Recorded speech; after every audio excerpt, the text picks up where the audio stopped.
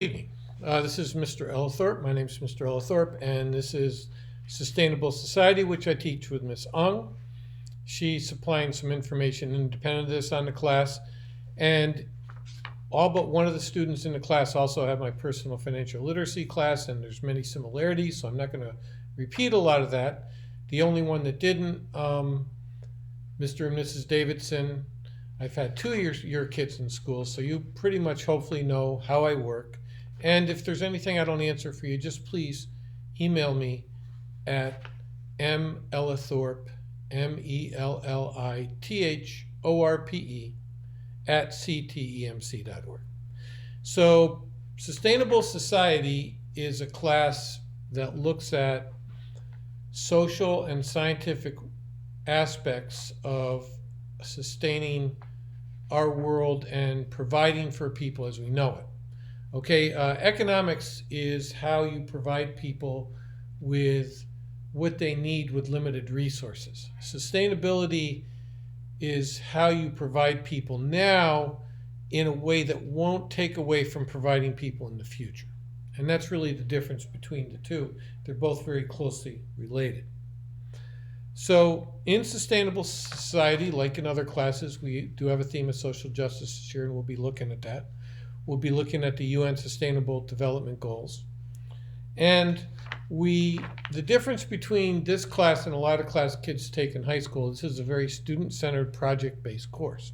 So we have a curriculum with main themes in it, and we provide students with frameworks for activities to learn about the elements of the curriculum. But then they explore within that framework how they want to go about learning about it. What is it that they're interested in exploring? Now, they have to be responsible about that and do things that are significant, but they get to give it direction, they get to choose which way it goes, and they can even propose an alternative way from the framework that we give them to look into that. So it's project-based, it's independent. We are not looking over their shoulders every minute, but we expect them to be responsible for themselves to carry out the plan that they come up with to learn about items.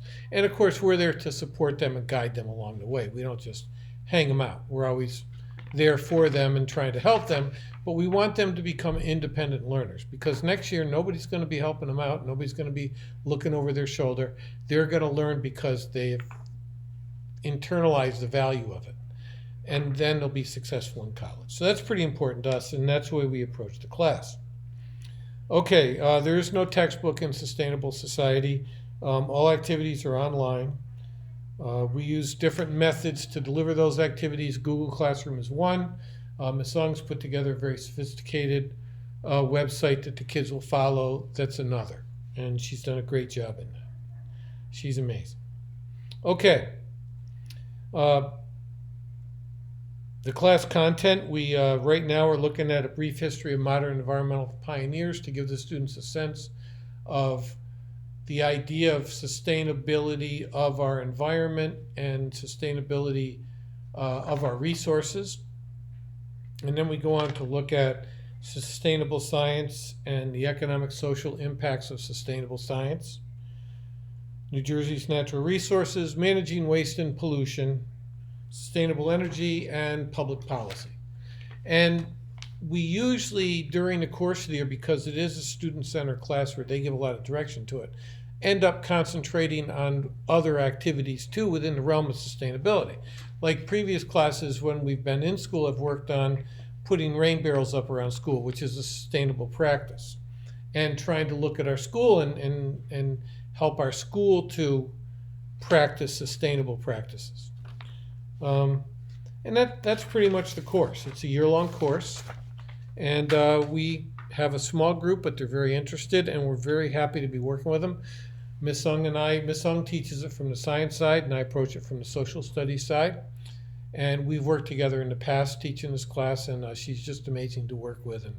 And I think you'll find your sons and daughters are going to have a very good experience in the class this year. So again, email me if you have any questions, and we'll see you, as I said before, at graduation, if not before. See you later.